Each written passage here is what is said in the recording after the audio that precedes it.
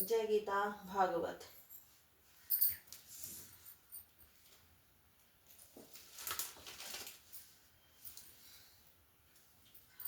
मैत्रेय ऋषि ने कहा, हे विदुर जी, अब हम संसार उत्पन्न होने का हाल कहते हैं। सुनो, ब्रह्मा जी से मरीचि नामक पुत्र उत्पन्न हुआ।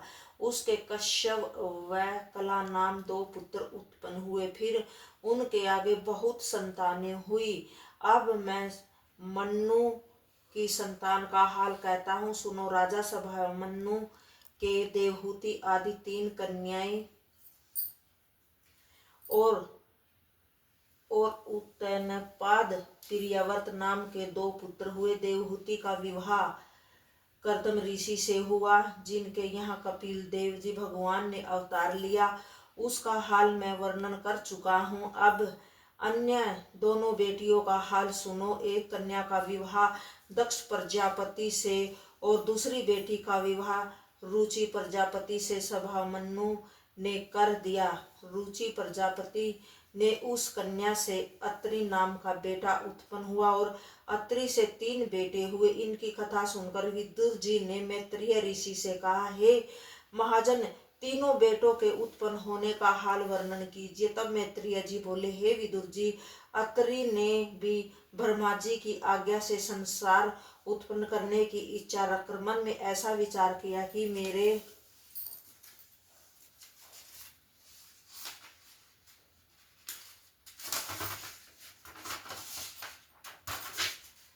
पुत्र को भी संसार जीव उत्पन्न करना होगा। इसलिए पहले परमेश्वर का तप करने के बाद में संतान उत्पन्न करे, जिससे वह धर्मात्मा हो। ऐसा विचार कर अत्रि मुनि ने अपनी स्त्री अनसुईया समेत तप करना आरंभ कर दिया। तब पर किसी देवता का नाम न लेकर करता रहकर तप करते रहे।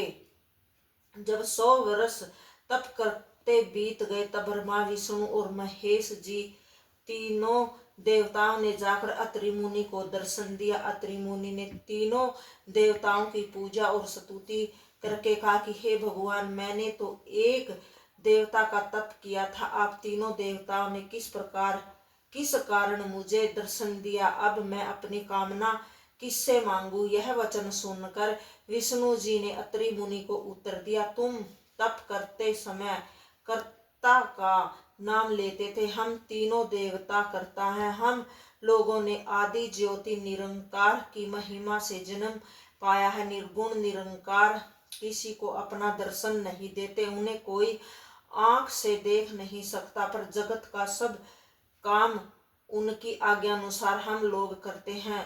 तो तुझे इच्छा हो सो हम लोगों से वरदान मांगो। यह वचन सुनते ही अत्रि मुनि ने दंडवत करते उनसे कहा कि हे भगवान, मैं भाग्यवान व धर्मात्मा पुत्र चाहता हूँ। अब तब ब्रह्मा, विष्णु और महेश जी अत्रि मुनि को उनकी इच्छा अनुसार वरदान देकर अपने अपने लोकों को चले गए। अत्रि मुनि ने कहा, दत्तात्रेय विष्णु भगवान की कृपा से दुर्वासा महादेव ने आशीर्वाद से चंद्रमा ने ब्रह्मा जी की दया से जन्म लिया। उनमें दुर्वासा बड़े क्रोधी आंख खोले उत्पन्न हुए।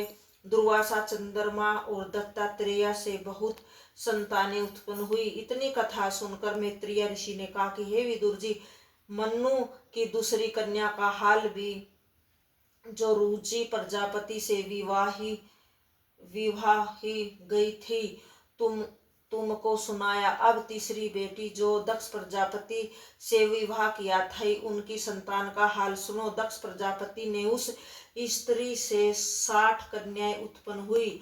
उनमें सती नाम की कन्या का विवाह महादेव जी से हुआ। जय गीता भागवत।